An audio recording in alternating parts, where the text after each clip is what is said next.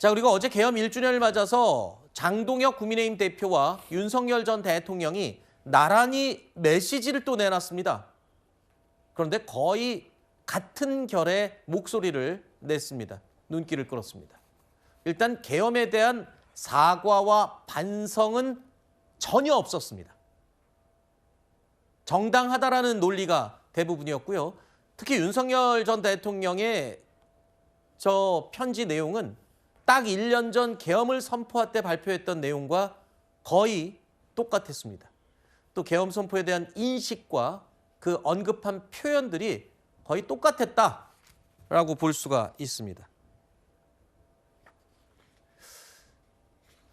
자, 이런 상황에서 국민의힘 초재선 의원들 25명이요. 결국에 당대표와는 별도로 대국민 사과문을 발표를 했습니다. 고개 숙여 사과를 하면서 윤석열 전 대통령과의 단절을 약속했습니다. 당시 집권 여당의 국회의원으로서 책임을 통감하면서 국민께 진심으로 머리 숙여 사죄드립니다.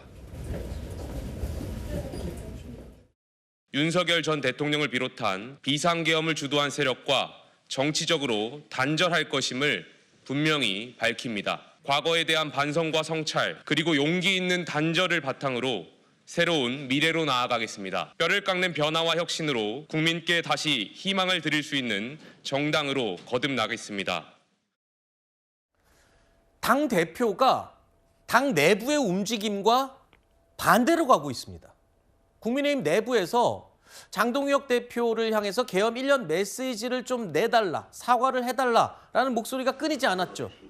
하지만 장동혁 대표는 꿈쩍도 하지 않았습니다. 오히려 윤석열 전 대통령이 옥중에서 낸 편지와 거의 비슷한 내용의 논리를 다시 주장했죠.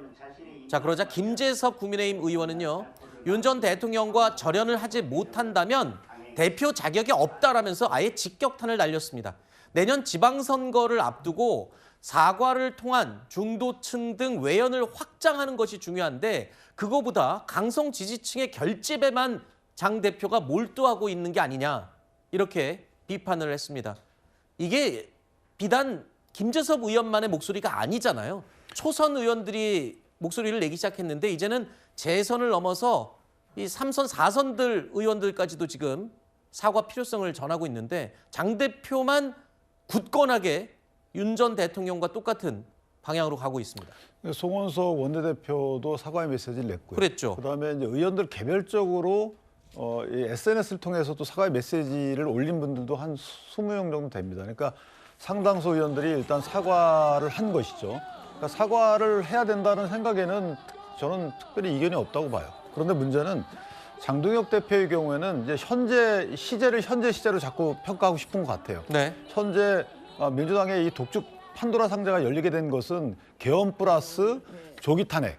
그 당시에 이제 탄핵보다는 어차피 계엄이 이제 해제가 됐고요. 그 이후에 대통령이 하야를 한다고, 윤 전 대통령이 하야를 한다고 해서 이재명 그 당시 대표가 대선에 나올 수 있는 시기를 좀 미루고 싶었던 그런 전략적 탄핵 연기론 이런 것도 있었는데 그때 탄핵과 관련된 연기를 못하고 조기 대선으로 가서 아마 대선에서 이재명 대통령이 이제 선출이 되고 그 뒤에 이루어졌던 여러 가지 헌법 무시적인 이런 행태에 대해서 지금 우리가 그것도 반성해야 된다는 취지에 이제 초점이 있었던 것 같아요. 그러니까 의원들과 장 대표의 초점은 좀 달랐던 것 같아요. 아하. 그렇다고 해서 장 대표가 과거 계엄과 관련된 이 부분이 잘했다 이렇게 평가하는 건 아닌 걸로 보여지고 네. 그렇게 평가해서도 안 되는 거죠. 그거는 네. 이미 평가 끝난 부분이고 그러나 정당 입장에서 보면 탄핵 이후에 벌어졌던 그다음에 이재명 대통령 선출 이후에 벌어졌던 민주당의 독주 이거를 못 막게 된 거 그리고 판도라 상자가 열리게 된 여러 계기에 대해서 다 독자적인 판단을 해야 되는 것이 아니냐라는 게 깔려 있는 것 같아요. 네. 그런데 저는 선후가 바뀐다 하더라도 자 탄핵 먼저 본인이 어떤 평가를 하고 계엄에 대한 평가는 언젠간 해야 된다. 대표의 입으로. 네. 그건 아마 저는 계획을 갖고 있지 않을까라는 생각을 합니다. 알겠습니다.